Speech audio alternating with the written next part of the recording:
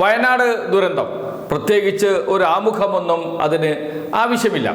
മുണ്ടക്കൈ ചുരന്മല ദുരന്ത ബാധിതർക്ക് വീട് വെച്ച് നൽകാൻ വിവിധ സന്നദ്ധ സംഘടനകൾ മുന്നോട്ട് വന്നിരുന്നു. ചിലരൊക്കെ സർക്കാരുമായി ചേർന്നു, മറ്റു ചിലർ ഒറ്റയ്ക്ക് വീട് വെച്ച് നൽകാൻ തീരുമാനിക്കുകയും ചെയ്തിരുന്നു. ഈ പാത പിന്തുടർന്നുകൊണ്ടാണ് മുസ്ലിം ലീഗും 100 വീടുകൾ നിർമ്മിച്ചു നൽകും, അത് മുസ്ലിം ലീഗ് തന്നെ നിർമ്മിച്ചു നൽകും എന്ന് പ്രഖ്യാപിച്ചത്. നല്ല കാര്യം.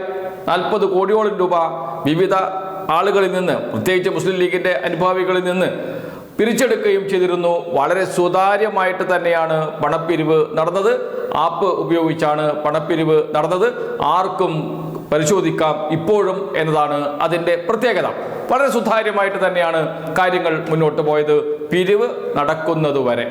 അതിനുശേഷമാണ് കള്ളക്കളി ആരംഭിച്ചത്. ആ കള്ളക്കളിയിൽ ഒരു തരത്തിലും പാണക്കാട് സാദിഖ് അലി തങ്ങൾക്ക് ബന്ധമുണ്ടാകില്ല, അതിൽ യാതൊരു സംശയവും വേണ്ട. പക്ഷേ സാദിഖ് അലി ശിഹാബ് തങ്ങൾക്ക് എതിരെ ഇപ്പോൾ കേസ് വരാൻ പോകുന്നു. സംസ്ഥാന ലാൻഡ് ബോർഡ് തീരുമാനമെടുക്കാൻ പോകുന്നു എന്ന വാർത്തയാണ് പുറത്തു വരുന്നത്. ഇത് സംബന്ധിച്ച് സോണൽ ലാൻഡ് ബോർഡ് സംസ്ഥാന ലാൻഡ് ബോർഡിന് കത്തയച്ചു കഴിഞ്ഞു, നിയമ നടപടി സ്വീകരിക്കണം എന്നാവശ്യപ്പെട്ട്. ആർക്കൊക്കെ എതിരെയായിരിക്കും നിയമ നടപടി അതും വ്യക്തമാക്കുന്നുണ്ട്. അത് എല്ലാവർക്കും അറിയുന്ന കാര്യമാണ്. ഭൂമി തരം മാറ്റിയാൽ വിൽക്കുന്നവരും വാങ്ങുന്നവരും കുറ്റക്കാരാകും. ഇവിടെ സംഭവിച്ചത് വിൽക്കുന്നവർ ഭൂമി വിറ്റു, തരം മാറ്റിയത് വാങ്ങിയവരാണ്. വാങ്ങിയത് ഒരേ ഒരാളാണ്, സാദിഖ് അലി ശിഹാബ് തങ്ങളാണ്. അദ്ദേഹമാണ് തരം മാറ്റിയത് എന്നാണ് ഇപ്പോൾ ലാൻഡ് ബോർഡ് കണ്ടെത്തിയിരിക്കുന്നത്. ഭൂമി വിറ്റ ഒരാൾ നൽകിയ മൊഴിയുണ്ട്, ഞങ്ങൾ കൊടുക്കുമ്പോൾ അത് തോട്ടഭൂമിയായിരുന്നു, ഞങ്ങൾ അതിൽ യാതൊരു മാറ്റവും വരുത്തിയില്ല. ഇതാണ് ഭൂമി വിറ്റവരിൽ ഒരാൾ നൽകിയ മൊഴി.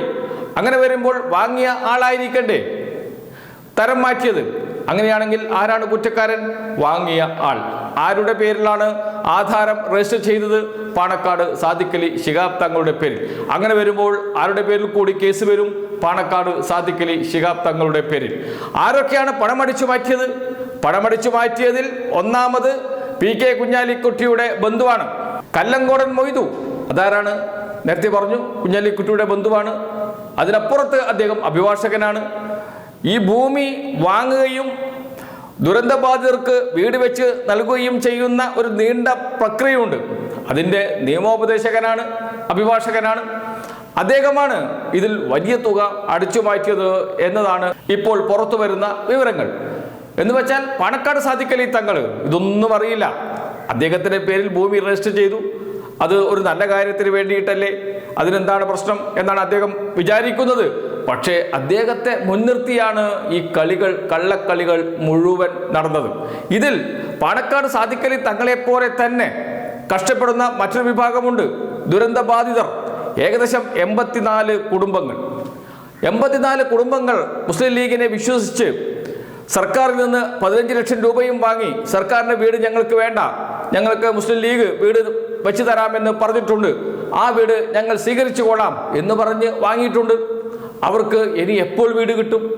ഇനി ഈ ഭൂമിയിൽ വീട് നിർമ്മിക്കുക എന്നത് പ്രായോഗികമായി എളുപ്പമുള്ള കാര്യമല്ല. തോട്ടഭൂമി തരം മാറ്റാൻ കഴിയില്ല എന്നത് ഒരു വസ്തുതയാണ്. അത് വലിയ നിയമപ്രശ്നങ്ങൾക്ക് ഇടയാക്കും. അവിടെ വീട് വെച്ചാൽ തന്നെ കറണ്ട് കണക്ഷൻ, വാട്ടർ കണക്ഷൻ ഇതൊന്നും ലഭിക്കില്ല, വീട്ടു നമ്പർ ഇതൊന്നും ലഭിക്കില്ല.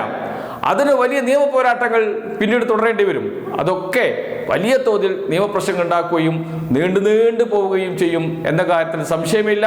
എന്ന് വെച്ചാൽ 84 കുടുംബങ്ങൾ, വയനാട് ദുരന്ത ബാധിതർ, അവർ കൂടി തെരുവാധാരമാകുന്ന അവസ്ഥയിലേക്കാണ് കാര്യങ്ങൾ പോകുന്നത്.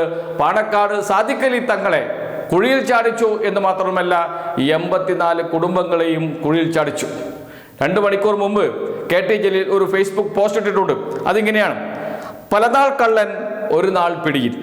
സെന്റിന് 1,22,000 രൂപ കൊടുത്ത് തോട്ടഭൂമി വാങ്ങി 40 കോടി സംഭാവന നൽകിയ ജനങ്ങളെ പറ്റിച്ച പറമ്പ് കച്ചവടക്കാർ വേഗം പണം തിരിച്ചു വാങ്ങി PV അബ്ദുൽ വഹാബിനെ പോലുള്ള വിശ്വസ്തരെ ഏൽപ്പിച്ച് ഭവന പദ്ധതി യാഥാർത്ഥ്യമാക്കുക.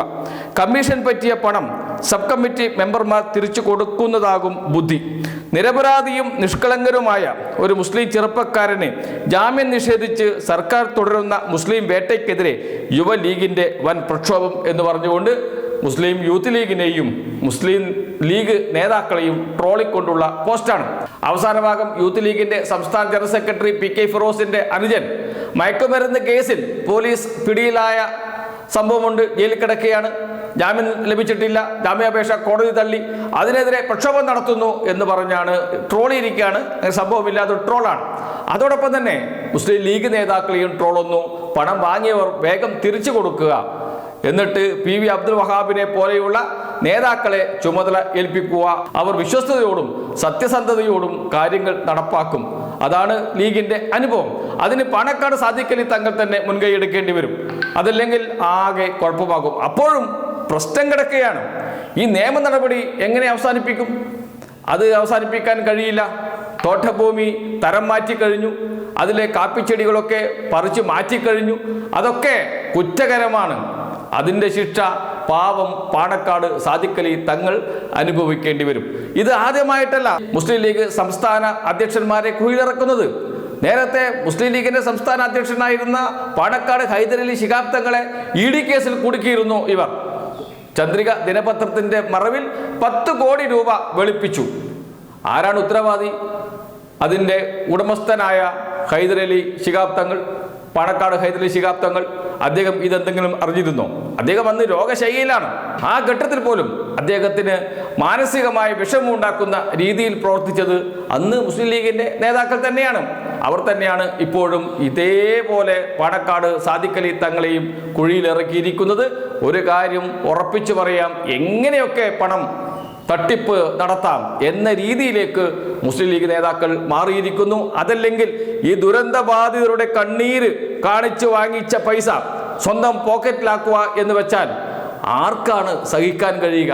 ഏത് ഈശ്വരനാണ് ഇവരോട് പൊറുക്കുക? കാരണം ഇവരൊക്കെ ഈശ്വര വിശ്വാസികളല്ലേ.